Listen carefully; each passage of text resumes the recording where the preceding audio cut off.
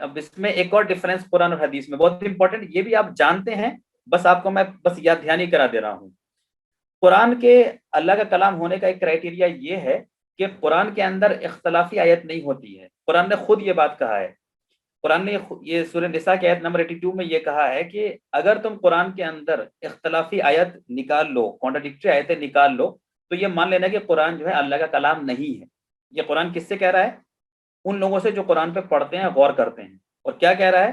افلا یتدبرون القرآن ولو کان من عند غیر اللہ لوجدوا فیہ اختلافا کثیرا۔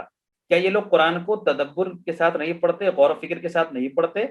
had it been from other than اللہ، اگر یہ اللہ کے علاوہ کسی اور کی طرف سے ہوتا، they would have surely have found therein many contradiction، تو اس میں ان کو contradictions نظر آتے، تضاد نظر آتے۔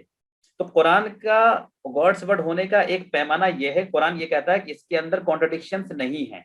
اگر اس کے اندر contradictions ہیں، کوئی صاحب یہ مانتے ہیں کہ قرآن کے اندر contradictions ہیں، تو ان کو پھر یہ مان لینا چاہیے قرآن کی آیت کی بنیاد پہ کہ قرآن اللہ کا کلام نہیں ہے۔ اور اگر آپ یہ مانتے ہیں کہ قرآن اللہ کا کلام ہے، تو پھر آپ کو یہ ماننا ہوگا کہ قرآن کے اندر contradictions نہیں ہیں۔ یہ تو رہی بات قرآن کی۔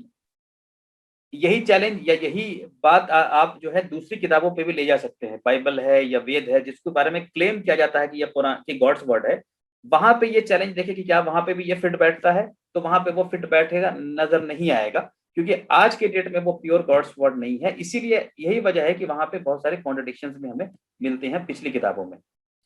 حدیثوں کے اندر بھی آپ جانتے ہیں کہ بہت ساری کانٹرڈکٹری حدیثیں ہوتی ہیں، اور یہ انداز ہے حدیث کا۔ آپ جانتے ہیں کہیں پہ کچھ بیان ہوگا کہ بھائی ایسا تھا تو اتنے آدمی تھے، تو وہیں پہ کسی دوسرے حدیث میں بیان ہوگا کہ نہیں اتنے نہیں، اتنے آدمی تھے، وہ نمبر وہاں پہ چینج ہو جائے گا۔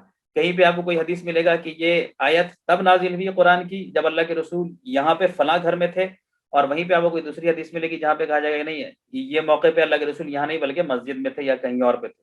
تو اس طرح کی کانٹرڈکٹری حدیثیں بہت سارے ہوتے ہیں جو آپ جانتے ہیں، وچ از فائن، اس میں کوئی پرابلم نہیں ہے، کیونکہ لوگوں نے اپنے وقت میں جو دیکھا، جو سمجھا، جو ان تک بات پہنچی، وہ انہوں نے نریٹ کر دیا، اور وہ نریشن کے بعد پھر ہمارے حدیث کی کتابوں میں آ گئی ہیں۔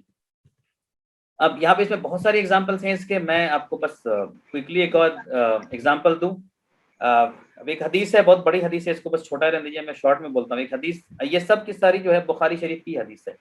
بخاری شریف کی ایک حدیث کے حساب سے حضرت سلیمان علیہ السلام کی 100 بیویاں تھیں۔ اسی بخاری شریف کی ایک حدیث کے حساب سے حضرت سلیمان علیہ السلام کی 90 بیویاں تھیں۔ اسی بخاری شریف کے ایک حدیث کے حساب سے حضرت سلیمان علیہ السلام کی 70 بیویاں تھیں، اور اسی حدیث کے حساب سے حضرت سلیمان علیہ السلام کی 60 بیویاں تھیں۔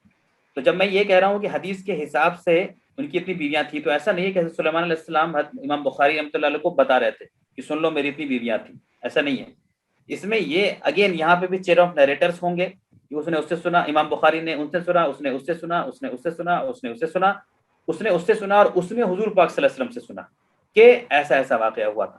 تو اب ہم فی الحال اس بحث میں نہیں جا رہے ہیں کہ یہ حدیث کتنا صحیح ہے، کتنا غلط ہے، کیا مرال ہے اس کا، کیا اس سے قرآن کی آیت کو سمجھنے میں ہیلپ ہوگا، بھی ہم اس میں نہیں جا رہے ہیں۔ صرف اتنا ہی کہہ رہے ہیں کہ بھائی یا تو 100 بیویاں تھیں یا 90 تھیں یا 60 تھیں یا 70 تھیں یا 60 تھیں۔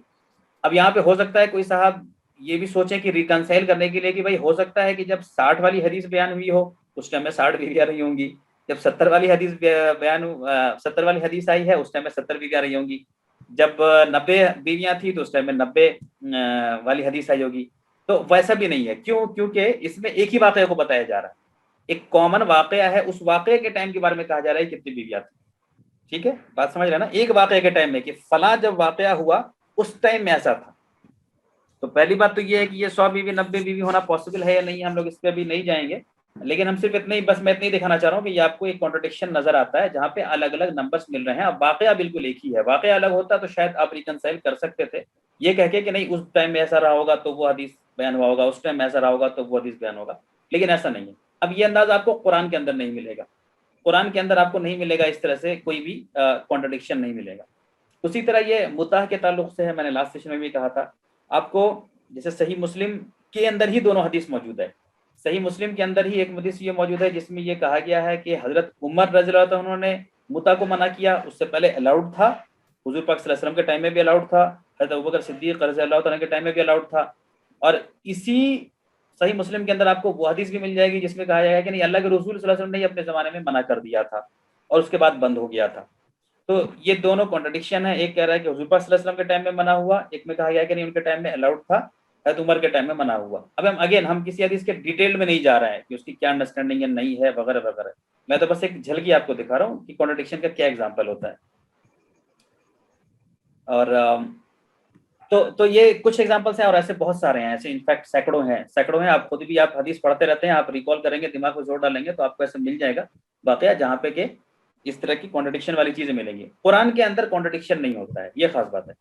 قرآن کے اندر آپ کو انداز ایسا نہیں ملے گا کانٹرڈکشن والا, کیونکہ قرآن کہتا ہے کہ اگر کانٹرڈکشن ہے تو سمجھ لو کہ یہ قرآن جو ہے یہ گاڈس ورڈ نہیں ہے. ٹھیک ہے. ایک اور امپورٹنٹ فرق ہے قرآن اور حدیث کے اندر یہ کہ